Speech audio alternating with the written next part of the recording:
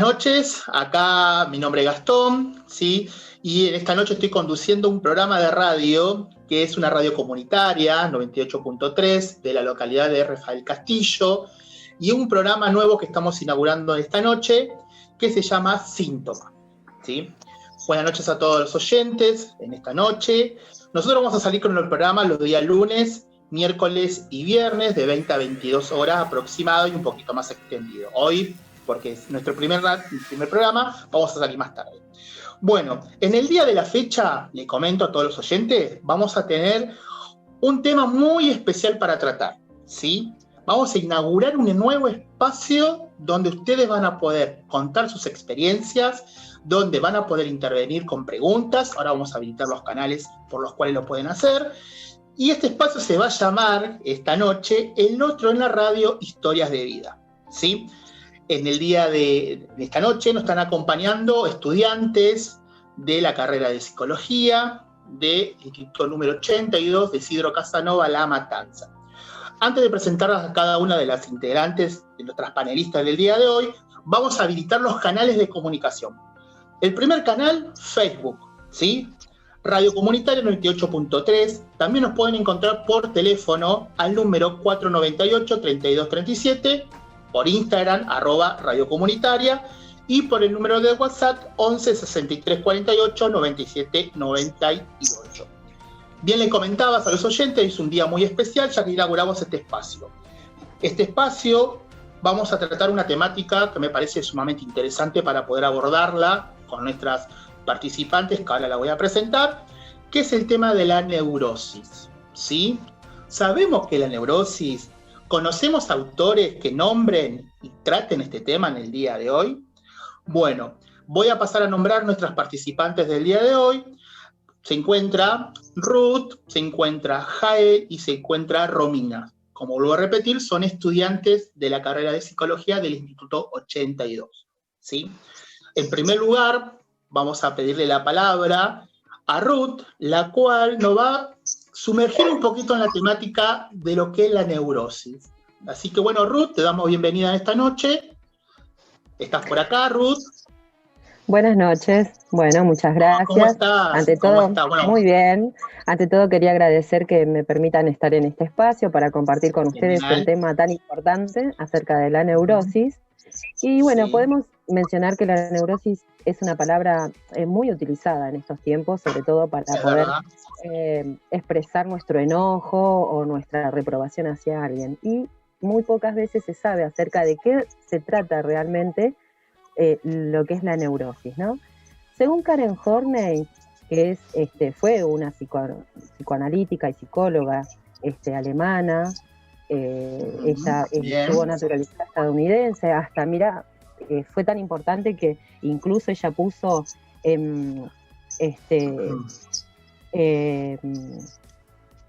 ¿cómo te puedo decir? A ver, ella puso en cuestión algunos conceptos de Freud, porque eran muy tradicionales, con respecto, por ejemplo, a la diferenciación psicológica entre la mujer y el hombre. Y esto es muy importante tenerlo en cuenta porque por lo general se dice que las neuróticas somos las mujeres, cosa que no es así. Claro. Y esto lo estamos viendo porque depende de la cultura, decía Karen Horney, ¿no? Ella decía que los neuróticos se diferencian de las personas comunes por las reacciones, ¿sí? Y que la cultura tenía mucho que ver porque nosotros en la cultura estamos marcados, o ¿cómo se puede decir?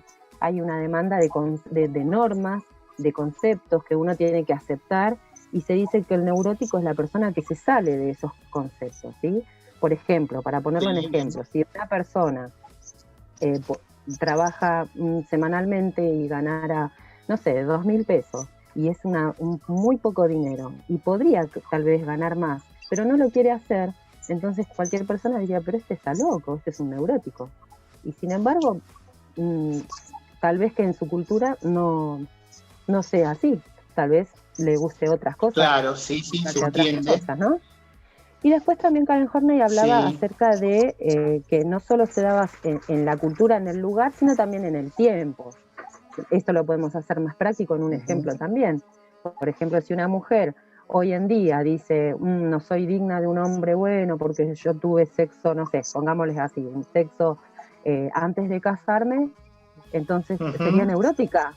Y hace 40 años atrás a lo mejor eso sería visto normalmente, sería normal esto, ¿no? Este pensamiento. Claro. Y después la parte psicológica. ¿Qué decía Karen Horney con respecto a lo psicológico? Ella hablaba acerca de que en cuanto a lo psicológico, Karen Horney, ella lo que va a decir es que me olvidé. Que, no pasa nada, puede suceder en un programa de radio, tranquila, no hay ningún problema, ¿sí? Vuelvo a repetir, mientras Ruth vuelve con sus comentarios sobre Karen Horney, que está muy bueno, vuelvo a repetir los canales de comunicación que tenemos el día de hoy, esta noche en especial, nuestro primer programa, es al teléfono 498-3237, radio en Instagram, @radio comunitaria, ahí nos pueden encontrar, o por medio de Facebook, que están utilizados por todos nuestros oyentes. Así que bueno, Ruth, ¿podés hablar un poquito más de esto, de lo que estás comentando? Sí, se me hizo una laguna. Esto también es psicológico, ¿eh? Así que está bueno. No pasa nada, estamos acá tratando de discernir un poco la temática y está bueno que puedas expresarlo con ejemplo, que está muy bueno. Sí, es algo chiquito, pero es muy importante que saber que Karen Horney, ella veía, definía la neurosis como un conflicto interno originado durante la infancia. Esto es importantísimo, con respecto fundamentalmente a la relación con los padres, ¿no? Sobre padres muy exigentes, muy severos, desaprensivos con el niño, y esto podía originar en el niño conflictos internos neuróticos, ¿no? Siendo esto un formador en la autoconciencia del niño, que también sea severo y sea autocrítico, pero con él mismo, ¿no? Entonces, esta es la parte psicológica y cultural muy importante a tener en cuenta. Bien, perfecto. Muy bien, muy interesante, Ruth. Después volvemos contigo para saber si tenemos algún tipo de llamado, a ver si alguien que está haciendo algún tipo de pregunta o se está cuestionando también lo que vos has dicho.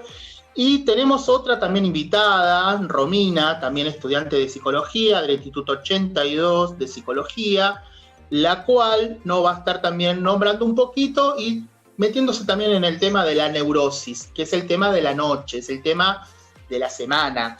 Así que bueno, Romina, escuchamos, ¿estás por ahí? Hola, ¿qué tal? Sí. Bueno, como ustedes saben, mi nombre es Romina. Y bueno, les quería contar acerca de la autora de Anna Freud. Ella es una... Ay, estoy nerviosa. Es una mujer, bien.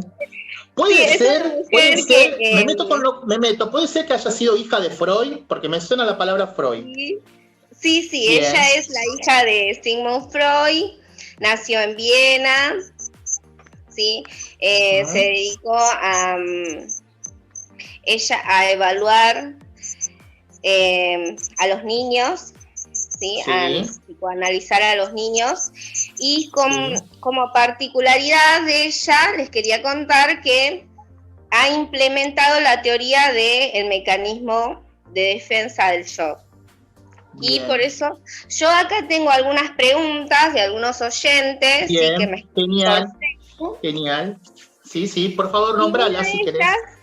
Una de ellas, sí, me pareció muy interesante porque María nos cuenta que tenía una amiga llamada Joana que tenía una mala relación con su padre.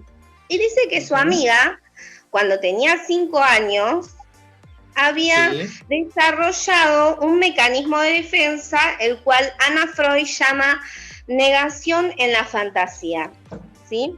Bien.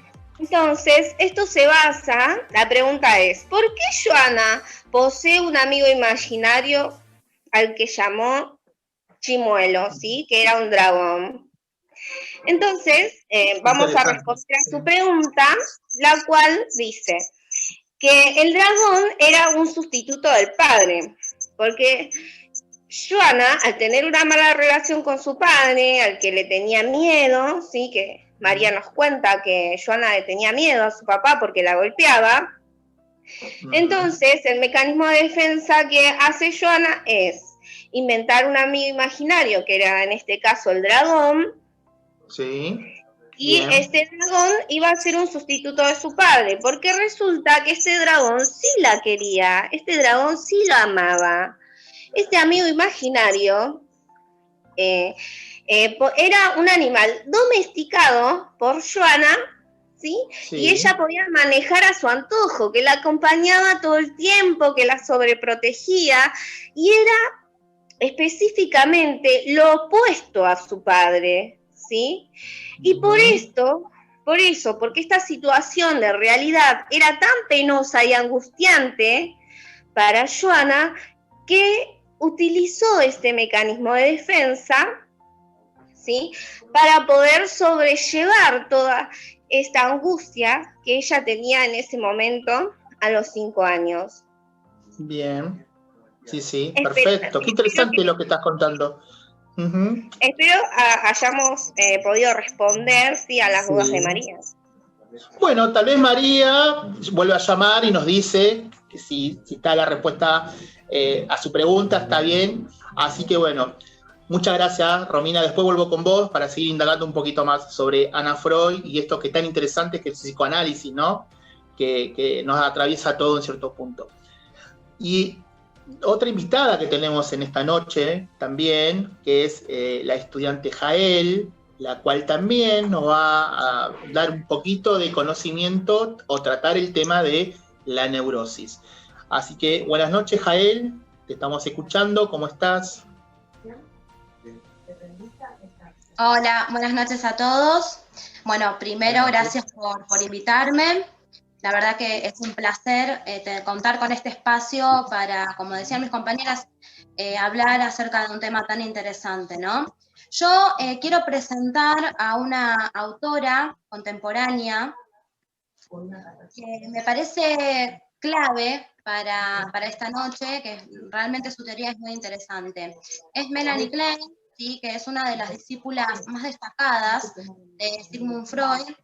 Fue una psicoanalista austriaco-británica que nació en Viena en 1822, que se casó con Arthur Klein, ¿sí?, que es un ingeniero del cual adoptó el apellido, y que fallece en Londres en 1960 de cáncer, ¿sí?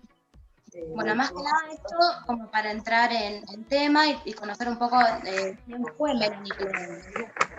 Bien, ya aprovechando que una de nuestras compañeras habló de Ana Freud, ella tuvo una gran disputa, ¿sí?, que para el que sabe un poco de psicoanálisis seguramente está al tanto de que tuvo una fuerte disputa justamente con ella, porque fueron las dos mujeres que continuaron con la teoría freudiana, ¿no?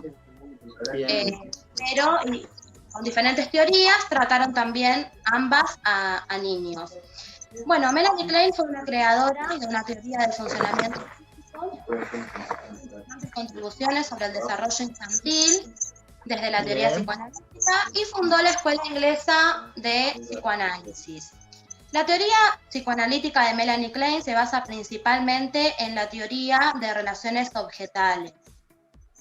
En esta teoría se establece que el sujeto se relaciona con el medio a partir de las sensaciones e impulsos que siente y que proyecta sobre los objetos.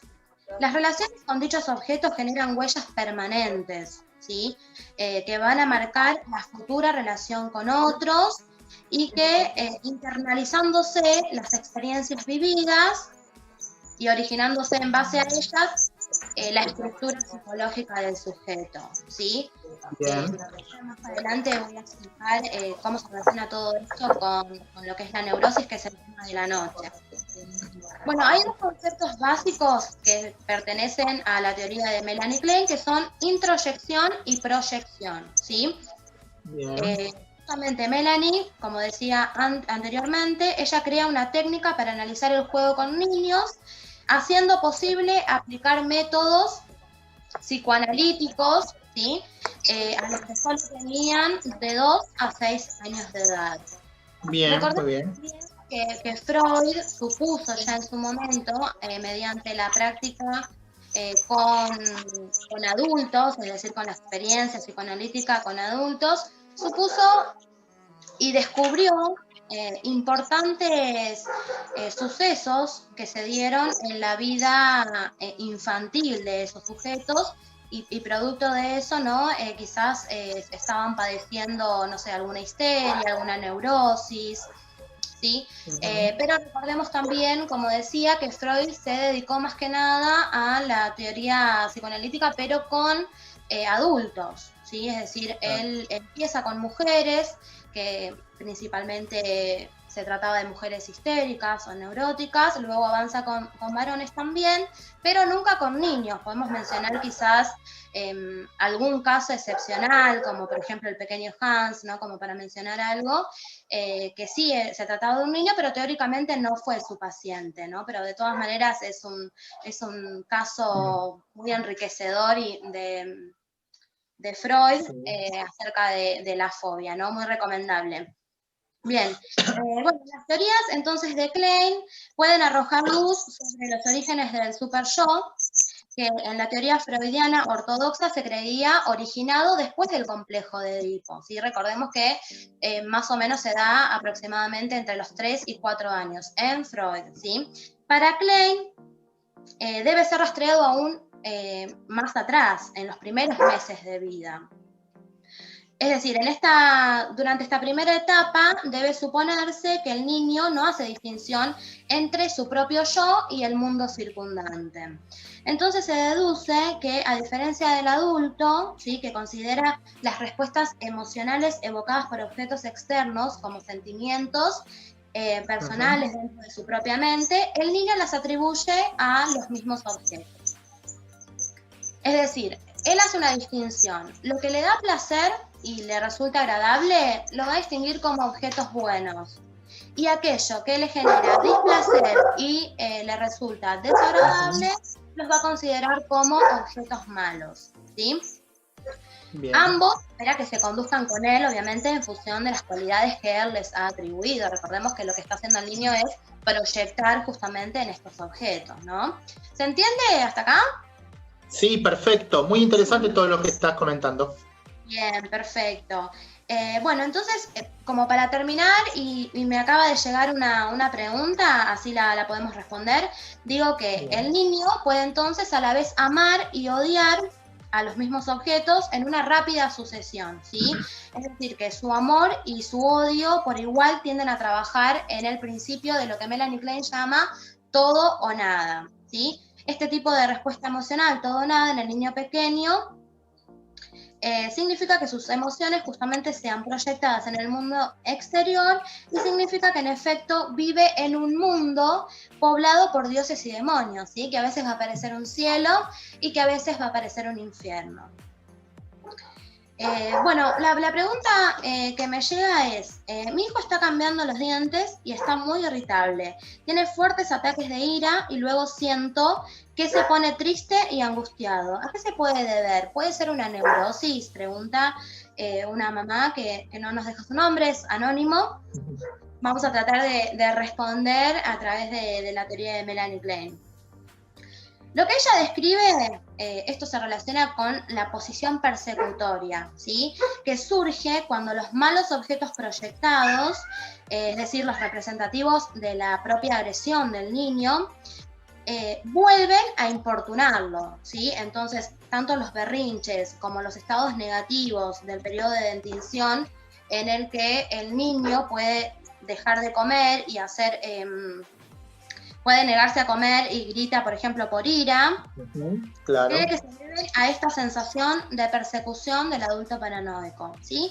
Pero en una etapa posterior, el niño va a realizar un nuevo y muy penoso descubrimiento. Es decir, que el niño lo que descubre es que tanto los objetos malos como los objetos buenos forman parte de una misma persona, es decir, su madre, ¿no?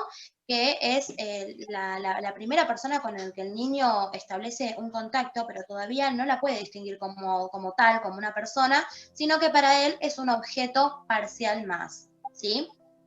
Entonces, en estos primeros meses,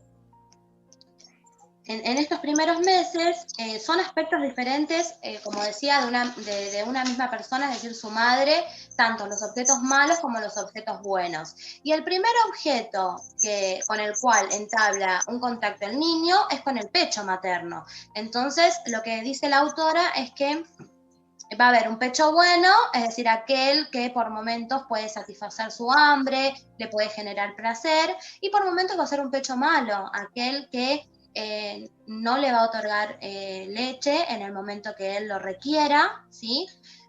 Porque ya sea que la madre tiene que hacer alguna otra cosa, lo hace esperar, no es el horario, y otras, por otras cuestiones, no puede satisfacer automáticamente esa necesidad del niño de tomar el pecho. Entonces esto ocurre en una época en que la realidad y la imaginación aún no están diferenciadas en el niño, ¿no?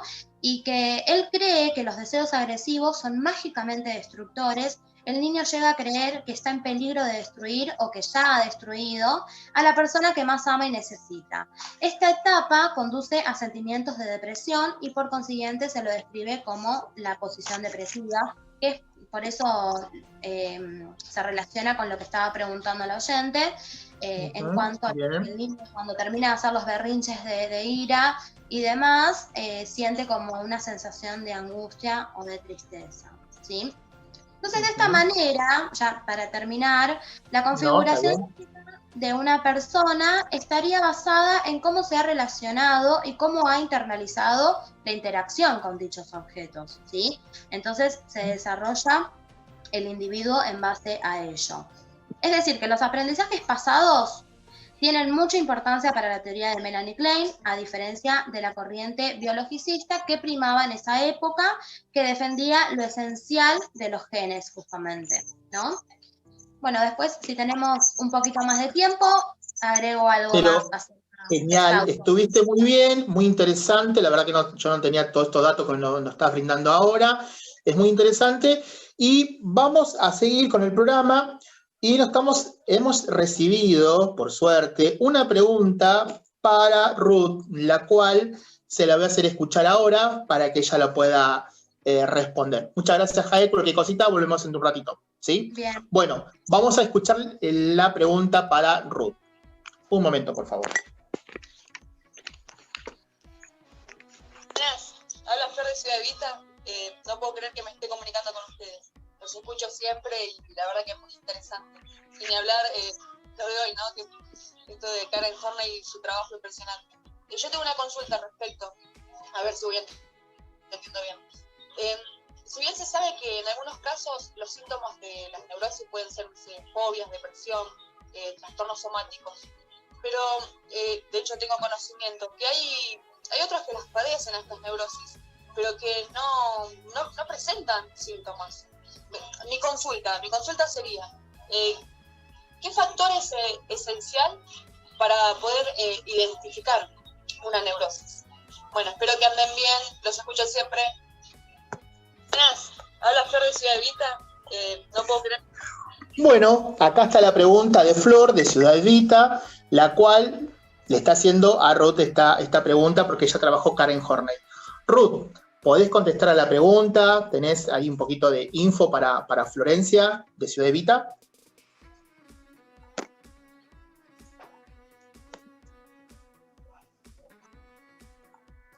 Hola, ¿me escuchan? ¿Sí? Ajá. Sí. Ruth, sí, perdón, sí. No me andaba el micrófono. La conectividad. Muy bien. No me andaba el micrófono. Sí, te decía que es muy interesante la pregunta que hizo Florencia, creo, que dijo su nombre. Me parece interesante porque sí es cierto que si bien hay personas que padecen la neurosis, o algún tipo de neurosis, no expresan estos síntomas. Pero eso no significa que no haya manera de poder, captar o decir qué es el núcleo central de una neurosis, ¿no? Y esto es la angustia. La angustia es y las defensas levantadas contra la neurosis son un factor esencial entre todas las neurosis, entre todas ellas, ¿sí? Esa angustia que es el factor que va a desencadenar este proceso neurótico y que la mantiene en actividad. Es el núcleo dinámico, podemos decir, de las neurosis. Así que esto, tenemos que saber también que la neurosis muchas veces fue comparada con el miedo, ¿sí? Pero en este caso hay una diferenciación. Karen Horney decía que el miedo va a ser una reacción proporcionada al peligro que se debe encarar, y sin embargo la angustia es una reacción desproporcionada al peligro, o inclusive una reacción ante riesgos imaginarios, ¿sí? Entonces es interesante saber que la neurosis sí tiene un núcleo que la identifica como neurosis, en este caso, como decíamos, el miedo. Y fíjense en que todo lo que fueron hablando tanto mis compañeras Romina como Jael, todo esto tiene que ver con el miedo que en algún momento tuvo el niño o la persona que haya experimentado cierta cosa que lo llevó a esto de tener una neurosis. Siempre se basa en algún miedo a algo, un miedo a no cumplir algo, el miedo al papá que lo trató mal, siempre tiene que ver con esto, ¿no? Y bueno, esta distinción del miedo y de la angustia es bueno saberlo, porque es lo que se reduce al intento para liberar al neurótico de su angustia, justamente, esta diferenciación. Se trata de persuadir a la persona que padece neurosis de que no existe en la realidad ese temor tan grande que hace de que tenga este miedo, este temor, esta angustia, sino más bien que se acompaña a esta persona que padece así esta neurosis a poder ahora investigar cuál es la situación que lo lleva a tener este temor, este miedo, esta angustia, esta ansiedad, porque todo es un núcleo, ¿no? No sé si respondí a su pregunta. Sí, perfecto, se entendió muy bien la pregunta. Bueno, Florencia, cualquier duda, nos volvés a comunicar con nosotros y vemos que lo que te daría falta entender sobre la temática del día de hoy, que son las neurosis. Vuelvo a repetir, estamos en el día de hoy en el programa Síntoma, que estamos en una radio online comunitaria, y estamos trabajando el tema la neurosis con estudiantes de la carrera de psicología del Instituto número 82 de Isidro Casanova, ¿sí? Acá me acaba de llegar también una pregunta, la cual me la están haciendo a mí, se están jugando todo, me parece, pero bueno, vamos a ver si la podemos responder de lo poco que conozco sobre la temática. Los especialistas están acá, y bueno, vamos a escuchar primero la pregunta y después vamos a tratar, en mi caso en particular, de responderla, ¿sí? Vamos a escuchar la pregunta. Hola, ¿qué tal? Buenas tardes para todos. Bueno, en primera instancia agradecer este espacio que brindan en el día de hoy para que los oyentes podamos comunicarnos y quizás responder muchas cuestiones que se nos dificultan, ¿no es cierto? Bueno, mi nombre es Andrea y mi pregunta está relacionada con una etapa de la niñez, ¿no? Que siento que quizás hoy de adulta, quizás eso se vea reflejado, ¿no es cierto? Bueno, mi pregunta es saber, yo cuando era chica, bueno, en este caso mis padres, mi mamá, ¿no es cierto?, haciendo más hincapié en ella, bueno, tenía una forma despectiva de referirse a mí, continuamente criticaba mi forma de vestirme, la forma en que me comportaba, siempre haciendo hincapié a mi aspecto físico, ¿no? Y siento que quizás hoy de adulta eso me afecta, de hecho siento que todo el tiempo disconformidad con mi cuerpo, siento que el espejo no me devuelve, ¿no? lo que yo quiero reflejar, y bueno, quería saber si eso estaba relacionado, ¿no?, con alguna parte de mi niñez. Hola, ¿qué tal? Buenas tardes para todos. Bueno, acá hemos escuchado a Andrea, que recién nos ha llamado, nos ha dejado al teléfono de la radio lo de esta pregunta, ¿sí? Bueno, voy a tratar de responderla yo, de dos diferentes autores.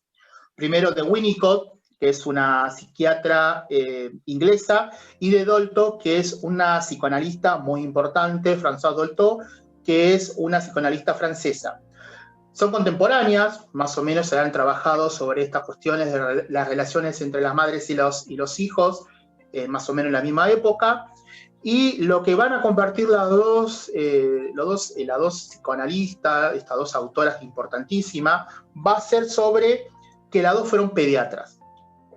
Es decir, ahí tenemos un punto para pensar la relación que van a establecer las dos. Por ejemplo, nos decía Andrea, ¿no?, que la mamá la denigraba, entre comillas, la maltrataba, y que ahora en su adultez ella tiene problemas con su aspecto físico. Su percepción de su aspecto está distorsionada. Ella, según me comenta, es una bella mujer, pero, bueno, el espejo, como dijo ella, no le devuelve lo que ella siente en su interior, ¿no? Pensando en las autoras, quisiera nombrar, respondiendo a este caso, a Dolto. Y Dolto habla sobre la cuestión esta de la imagen inconsciente del cuerpo, ¿sí? Es muy interesante esta postura, esta afirmación, ya que Dalton va a decir que el discurso de la madre es un discurso limitante, es un discurso castrador, ¿no? Ella lo va a definir como la prohibición que proviene desde el otro y que produce una interrupción de un placer que necesariamente haya sido o que haya existido. Para Dolto, esta imagen inconsciente del cuerpo deriva de lo simbólico, que también después lo vamos a ver en Winnicott, que habla sobre la cuestión simbólica, ¿sí? Entonces, la madre de Andrea, como decíamos, la denigra, ¿sí? Y esto va a causar efectos en su propia percepción de la imagen. Es, por así decirlo, ella se encuentra atrapada en el discurso de la madre, ¿sí?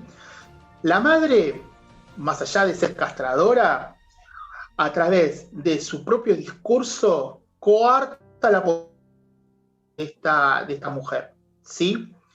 La estructura de la castración, ¿sí?, y el lenguaje va a poner en juego la relación de la madre con la hija, en este caso en particular de Andrea, ¿no? Es decir, se especifica la cuestión de la libido en situación, esta libido que fue castrada, esta libido que se pone en juego en el discurso de Andrea, ¿sí? Y que también da cuenta de la relación divinal que ocurre entre la madre y entre la hija, ¿sí? Esto va a decir, la va a llamar, va a dar cuenta de tres tipos de imágenes. Una imagen básica, que tiene que ver con la parte olfativa, con la parte oral, anal, ¿sí?, etcétera. La imagen funcional, ¿sí?, que tiene que ver con el intercambio de la oralidad, con lo olfactorio, con la retención y expulsión de las heces, que tiene que ver con la cuestión esta de retener para obtener el placer, etcétera, que eso también lo habla mucho Freud, es el primer regalo que da el niño a la madre, y también con la imagen erógena, ¿sí?, ligada al placer y al displacer mediante el yo, el ello y el superyo, ¿sí? Estos mecanismos de defensa, dice Dolto, ocurren a partir de los 11 años, ¿sí?, y que pueden producir, en este caso en Andrea, pueden producir depresión, pueden producir estados paranoicos, hablando sobre la cuestión de la neurosis, puede producir un patrón de conducta donde ella se siente con una autoestima muy baja, lo cual lo dice, y también ella por otro momento, recién nos mandó un escrito por otra pregunta también, ella dice que cuando era niña la madre, repentinamente, sin ningún motivo en particular, deja de amamantarla. El sustituto del pecho materno va a ser la mamadera y el chupete, el cual ella nos comenta que va a dejarlo muy tarde, muy llegado a casi al primer grado de su escolarización, ¿no? Y entonces, acá me puedo remitir a Winnicott. Ya había dicho que era pediatra, que era psiquiatra, que era psicoanalista, etc. Y ella va a decir que la relación entre la madre y el lactante va a ser muy importante porque va a configurar como una unidad psíquica, ¿sí? No hay una separación del yo del niño con respecto al yo de la madre, ¿sí? En este caso en particular, lo que va a nombrar Winnicott muy acertadamente, ella nos va a hablar sobre los objetos transicionales, que son muy importantes en la vida de todo niño, ¿sí? Y ella nos va a decir que toda relación va a tener un objeto transicional. Y este objeto transicional va a ocurrir entre los 6 meses y el primer año de vida, ¿sí? que es decir, que hay una no posición del yo. El yo no se diferencia, el yo niño no se diferencia, o el yo latente, no se diferencia de la madre, ¿sí? Esto lo ubica a ella en la situación o en la zona experiencial, ¿sí? entre el erotismo oral y la elección de objeto, ¿sí? Este objeto representa el pecho materno, la mamadera y el chupete. Ella dice que es una defensa contra la ansiedad y la depresión, este objeto transicional, en momentos de soledad del niño. El objeto es acuñado con efecto y es siempre el mismo, y entre comillas, es como aguantar el amor y el odio, ¿sí? Bien, este objeto transicional es simbólico y parcial, dice la autora, y a lo largo puede convertirse en un objeto fetiche. Lo transicional no es el objeto, sino que este representa la relación fusionada, ¿no? Entre la madre y el niño por un lado, y también ella nos comenta Winnicott, también que dejar de amamantar implica, ¿sí?, que el niño comience a independizarse tanto de la madre y conformar su propio yo, sino que empieza a independizarse un poco de la relación con los padres. Y eso es muy, muy importante que suceda, porque eso va a posibilitar que el niño pueda empezar a tener autonomía propia. Los objetos transicionales son muy importantes en la vida de los niños y en la vida, porque eso permite que el niño pueda obtener su propia experiencia a partir de decir esto no lo puedo hacer y esto sí, ¿sí? Ahora, lo que también hace referencia a Andrea es también que en su adolescencia ella sufrió mucho esta cuestión de la baja autoestima. Y tiene que ver también un poco lo que nos cuentan, lo veníamos contando las diferentes autoras, lo que nos comentaba Ruth, Jael y Romina, que todo proceso de adolescencia conlleva un grado de dolor y conlleva un grado de adaptarse a la pérdida de un mundo para poder adaptarse, entre comillas, a otro mundo, el mundo de los adultos, con responsabilidades y con